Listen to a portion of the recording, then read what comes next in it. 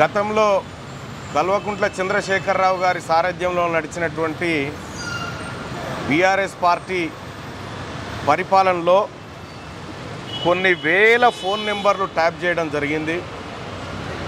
ప్రజాస్వామ్యాన్ని పూనీ చేస్తూ మా అందరి ఫోన్లను ట్యాప్ చేస్తూ మమ్మల్ని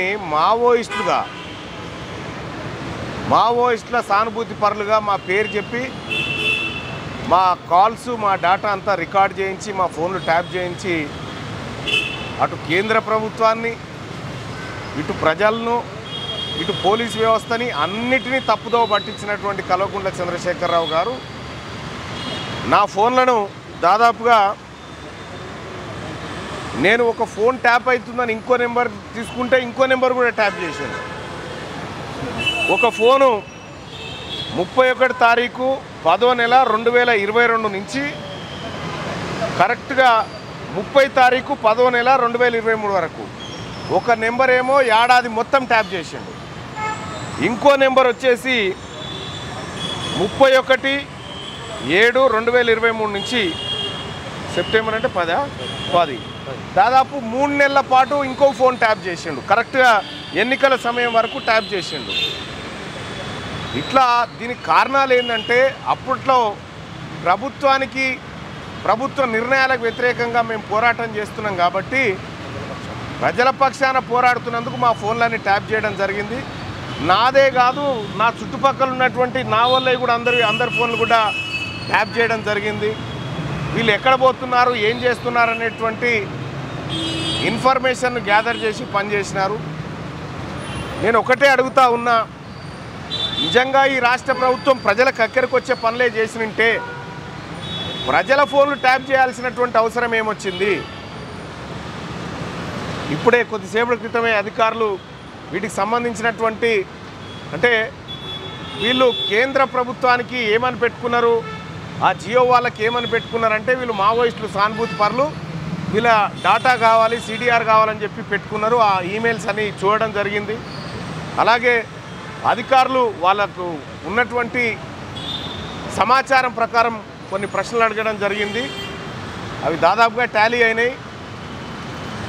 నేను గతంలో ఏ అంశాలు ఈ ట్యాపింగ్కు దారి తీసినాయి, ఏ అంశాలు మీకు అనుమానాలు కలిగినాయి అంటే ఆ వివరాలన్నీ అందించడం జరిగింది.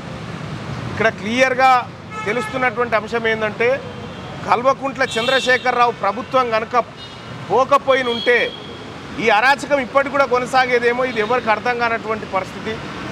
ఆ ప్రభుత్వం దిగిపోయింది కాబట్టి ఇవాళ ఇవన్నీ బయటకు వస్తూ ఉన్నాయి. ఈ ఫోన్ ట్యాపింగ్ వ్యవహారం అనేది చాలా తీవ్రమైన నేరం. ఎందుకంటే సామాన్య ప్రజల్ని మావోయిస్టులుగా, సామాన్య ప్రజల్ని దోషులుగా చూపిస్తూ ఫోన్లు ట్యాప్ చేసినటువంటి కల్వకుంట్ల చంద్రశేఖరరావు గారికి, ఈ కార్యక్రమంలో పాల్గొన్నటువంటి దుర్మార్గులు ఎవరైతే ఉన్నారో వాళ్ళందరినీ కఠినంగా శిక్షించాలి.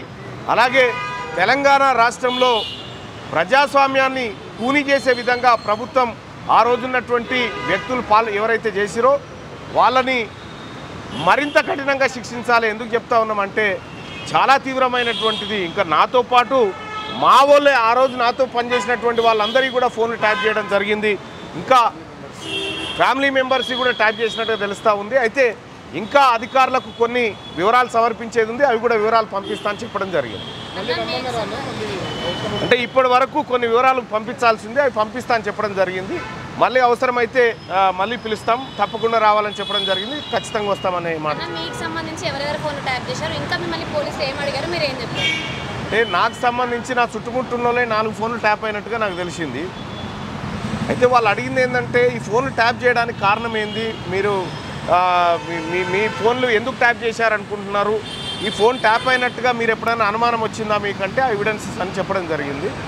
సో వాళ్ళకి ఇంకా కొన్ని వీడియోస్ కూడా అందించడం జరిగింది. ఏ సందర్భంలో ఏం జరిగింది అనేది కొన్ని వీడియోస్ కూడా వాళ్ళకి ఇవ్వడం జరిగింది.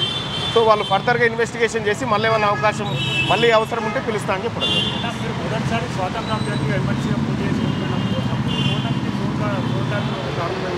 100% అదే ఫోన్ ట్యాపింగ్ అప్పుడు జరుగుతూనే ఉంది. అంటే ఇక్కడ దీంట్లో కూడా చాలా ఆధారాలు ధ్వంసం చేసిరు, వాళ్ళు చాలా ఆధారాలు ధ్వంసం చేసిరు. నేను అప్పుడు ఎన్నికల్లో పోటీ చేస్తున్నటువంటి సమయంలోనే ఇక మా వాళ్ళ అనుచరులు అందరి ఫోన్లు అక్కడే ట్యాప్ చేసిరు. అన్ని ఎవరెవరితో మాట్లాడుతున్నారు, ఎవరెవరితో ప్రజల్ని కలుస్తూ ఉన్నారు, ఎన్నికలను టార్గెట్గా వాళ్ళు ఫోన్లు ట్యాప్ చేసినారు, వాళ్ళ అధికారం నిలుపుకోవడానికి చేసినటువంటి ప్రతి దుర్మార్గాల్లో ఇది పెద్ద దుర్మార్గం.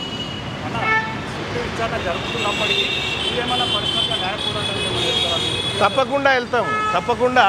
ఎందుకంటే మా వ్యక్తిగత హక్కులను హరించినటువంటి కల్వకుంట్ల చంద్రశేఖరరావు కుటుంబం మీద ఆ రోజున్నటువంటి అధికారుల మీద ఖచ్చితంగా చర్యలకు మేము న్యాయస్థానాలను కూడా ఆశ్రయిస్తాం.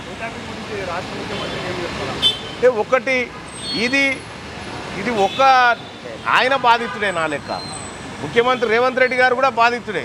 ఆయన ఫోన్లు ట్యాప్ అయినాయి, మా ఫోన్లు ట్యాప్ అయినాయి, అన్ని ఫోన్లు ట్యాప్ అయినాయి. అప్పుడు నేను ఒకటి ఏమంటున్నా అంటే ఇది చాలా తీవ్రమైన నేరం.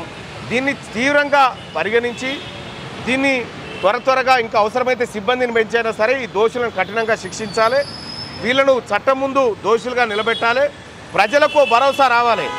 గత ప్రభుత్వం చేసిన దుర్మార్గాలు ఈసారి జరగవు, ఈ ప్రభుత్వంలో జరగదు, ఈ ప్రభుత్వంలో ప్రజాస్వామ్యం పరిడవిల్తుందనే ఇటువంటి సంకేతం ప్రజలకు పోవాలి. అది ముఖ్యమంత్రి గారు చెప్పాలి.